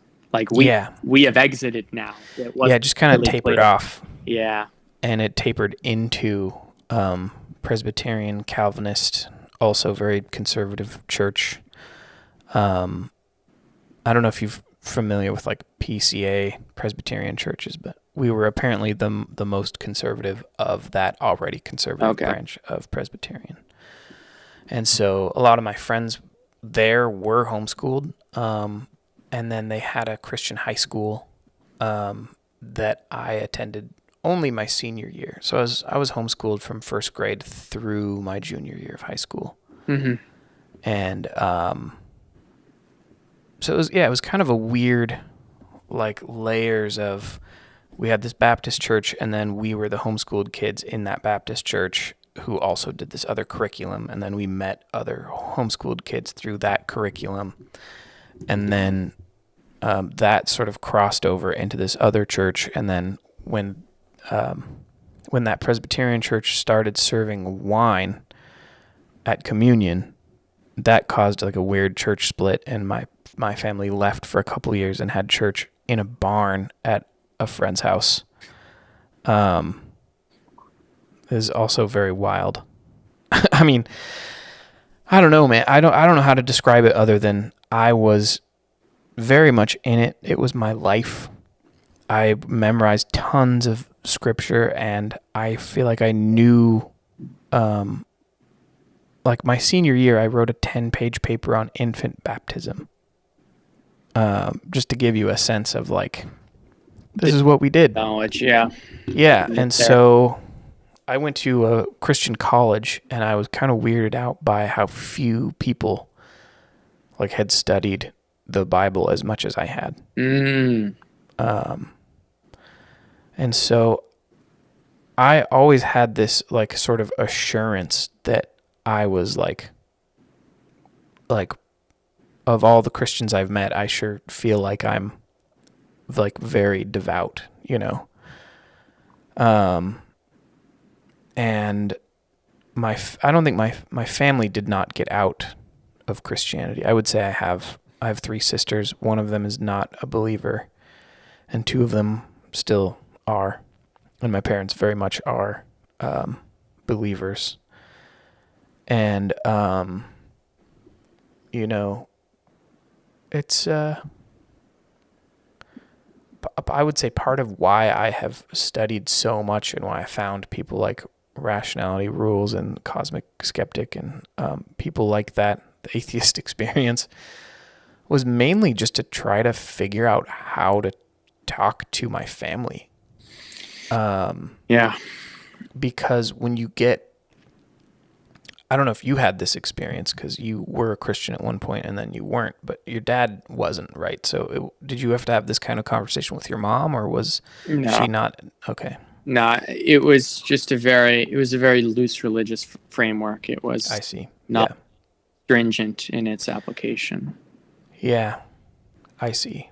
So yeah, I mean, I have, you know, between my 2 sisters, who, of course, I love my family so much, and we get along very well. And this particular topic just doesn't come up very often, and when it does, it's gravely serious, you know. Yeah. So I've just part of why I'm doing this podcast, whatever this is, YouTube thing, is to sort of try to have the kindest conversations with people possible. I'm mainly trying to find the more fundamentalist type Christians, specifically fundamentalist Christians like me, because I want people who were me to see someone on the other side who is not hating Christians or Christianity and just isn't really convinced that it's true anymore. Because I went through that process by myself a little bit at the end of college, but mostly the few years after. And I didn't use the internet. It was all in my own head, trying to make sense of the problem of evil, the problem of why hell exists at all if God's all loving, the problem of why, if the Adam and Eve story was even true, why God would even create Adam and Eve knowing what they were going to do. How does that make God good? You know, like all of these things. The resources probably existed. I just didn't even think to look for them because I didn't know anyone had thought through that stuff before. So the whole process was very isolating for me. And so I'm sure that even with the internet, there are people out there like me who just didn't know that people could know the whole Bible and not think it's true. You know. So that's partly my mission is to be a place where people like that can find someone who went through the same thing they went through, but also to talk to people who have different beliefs than me and be a very kind face for agnostic atheism. I think I just launched into like a whole thing when you just had a simple question for me, but That's perfect. yeah, man. I I mean, yeah, go ahead. it seems like part of the core difference between us Yeah. is, despite me coming from a place of non-belief early on, my experience with religion was not so affrontal or horrible that I was able to sort of reestablish a relationship with it later on. Mm-hmm. Whereas from your perspective, it seems like there's this deep this deep lineage of like pain and isolation that's associated with religion. And when you look back upon it, you can't view it with great fondness. And sort of when I, like, even when you hear me talk about religion with a degree of respect, you're like, man, that wasn't my experience at all. Yeah. And yeah. Well, I think I'm getting the respect back. Okay. And I will say that the pain wasn't actually from religion. It was from the realization that I didn't believe it anymore. It was the process of leaving that was actually the most painful part. Because when I was a Christian, it was great. Like, I had so much certainty about my purpose in life, where I was going after I died. I knew someone loved me and cared about me. And that was deeply comforting and satisfying. And I would say that the only time it was painful was when I really started questioning it and trying to actually like get a deeper understanding of it, when I realized that it kind of stopped making sense. And that's where the pain and isolation came from. So the angry atheist phase for me was feeling like, why didn't anybody tell me about this? Why didn't I have any of these conversations with Christians? And, you know, one of the biggest things for me was someone like me didn't exist. In my branch of Christianity, part of what made it so certain was that there's only three kinds of people. There's people who believe in God, there's people who hate God, and then there's people who haven't heard the gospel yet. The only three kinds of people. Mm-hmm. So someone who heard the gospel and then just was not really convinced that it was true wasn't a category of person that was available for me to even consider. So when I became that person, I was upset that I was told that kind of person doesn't exist. And that makes fundamentalism so much easier to handle when you're in it. Because going back to tribes, you know, you can be so certain that your tribe is the best tribe if everyone else hates you or hasn't heard of you. You know, it's a lot harder to be in that tribe if someone knows everything you know and disagrees with your outcome. You know, your conclusion, I guess. And so I'm not really angry with Christians anymore. But I would say that's a pretty recent thing, maybe past like a couple of years. I kind of got to that point, you know. Yeah. But I'm 35. I started questioning things in my early mid 20s, so it's been 10-ish years. And I think it's coming up on 10 years since I actually shared that information with my family. Yeah, anyhow, I mean, I hope that paints a better picture for you. Yeah, I know it does. Yeah. Definitely. I will say that you were talking about the comparison is that you have kind of fond memories. Would you say you can sort of take what you want from Christianity and leave the rest, or do you take it at more of a face value appreciation? I think that's a big part of theology, the cherry picking. Mm-hmm. I think there's always going to be an element of choosing which parts you want to keep versus discarding the rest. Yeah. Something that's so rife with different interpretations and even contradictions within the same document. I mean, it's biblical literalism is really it's really difficult to adhere to. I mean, I was mentioning Westboro Baptist Church. A lot of those people within the community are lawyers, which I find really interesting because I think the profession of being a lawyer actually maps on quite well to trying to interpret the Bible, the letter of the most law, literal way possible. Yeah. And I've come to appreciate that over time because, like in my old version of myself, I would confront religious fanatics with like, oh, what an idiot! Like, they don't know anything. They have such a minimal view on reality.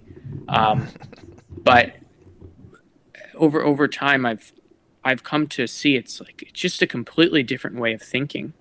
Like that's what's so interesting to me about all of it. It's like the difference between religious people and atheists is like it has nothing to do with intelligence. It really has to do with how one conceptualizes things, and it's just different mechanisms going on. I think Carl Jung, we mentioned him earlier, he liked to categorize it as religious people focus on the imprinter. Like they're focused on this idea of there's an imprint, there's got to be an imprinter, and people who don't adhere to a view of God are like, no, it's the imprint that we need to be focused on. Like, don't worry about imprinter. And it's like that conceptualization right there really just it breaks it down. It's like imprinter versus imprint. Was there an imprinter? Was there not? Who knows? Nobody. Interesting. That's interesting. I think there are a couple interesting mechanisms. I think it sounds like you don't have a strong need for certainty in your life. At this point, I don't. And I don't either at this point. And I think that fundamentalist-leaning people tend to crave certainty, and fundamentalism gives that to you. I mean, there's a trade-off. I mean, this is why I think so much about how do you find truth? What are your mechanisms? What's your epistemology, basically, is what it comes down to. But, think about this term for a second. I used to go to church to learn about what I believe. Think about the meaning of that phrase for a second. To learn about what I believe. It's like, well, hang on a second. How do you believe it if you don't know what it is yet? You're learning about it. That means you don't believe it. But no. Where I came from, you start by accepting that the whole Bible is true. And then you learn about details of that thing you've already accepted as true. There's no room for you to decide piece by piece. This part seems true.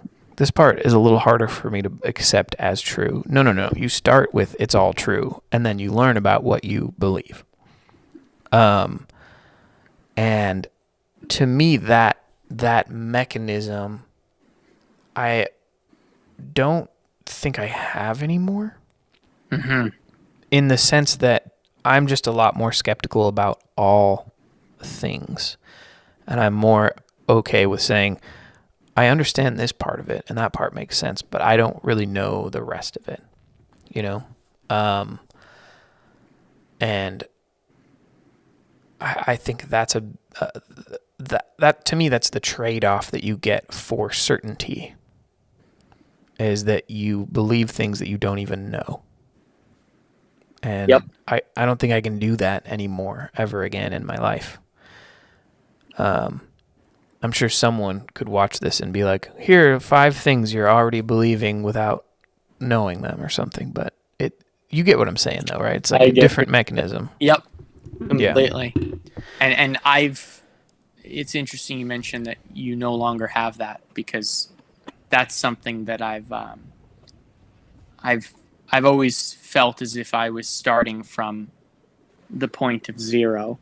And like I that's how I still feel. Like I'm at the point of zero and I'm just trying to accumulate as much as I can instead of the working backwards from this is our initial premise, and then we work within that.